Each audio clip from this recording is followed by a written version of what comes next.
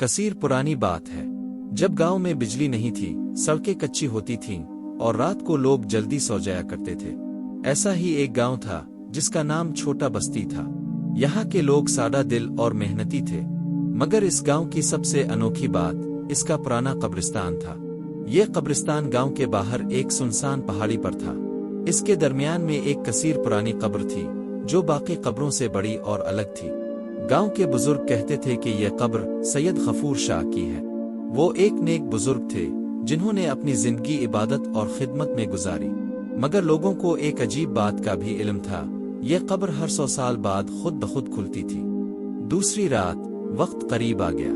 چند دن گزرے اور گاؤں میں ایک عجیب سی خاموشی چھا گئی۔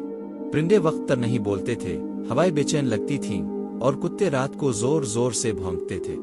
گاؤں کی مسجد کا مولوی بھی کچھ پریشان دکھائی دیتا تھا۔ پھر چاند کی 15ویں رات آئی۔ آسمان صاف تھا، چاند پوری آب و تاب سے چمک رہا تھا۔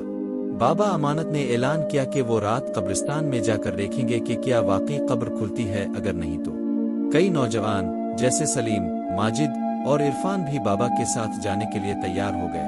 سب نے مشلیں اٹھائیں، قرآن پاک کی آیتیں پڑھے اور قبرستان کی طرف روانہ ہو گئے۔ جب وہ لوگ قبرستان پہنچے تو پورے علاقے میں ایک عجیب سی روشنی پھیلی ہوئی تھی۔ بابا نے قبر کی طرف اشارہ کیا۔ واقعی قبر کے اوپر لگی ہوئی مٹی جیسے خود بخود خارج ہو رہی تھی۔ درمیان میں ایک پرانا لوہے کا دروازہ آہستہ آہستہ کھلنے لگا۔ سب لوگ دم بخود رہ گئے۔ دروازے کے پیچھے ایک چھوٹا سا کمرہ تھا جس کے اندر ایک پرانا صندوق رکھا تھا۔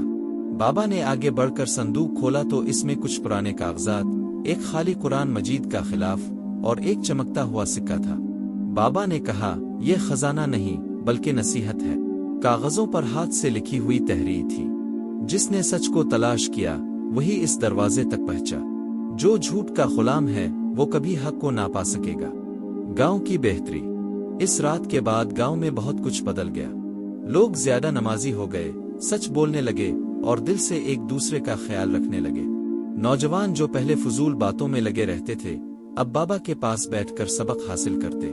کبھی کبھی قبر کا دروازہ بند ہو جاتا اور کئی سالوں تک ویسا ہی رہتا، مگر بابا کہتے تھے جس دل میں سچ ہو اس کے لیے دروازہ ہمیشہ کھلا رہتا ہے۔ بابا امانت علی کا انتقال اسی قبرستان میں ہوا۔ ان کی قبر بھی غفور شاہ کی قبر کے قریب بنائی گئی۔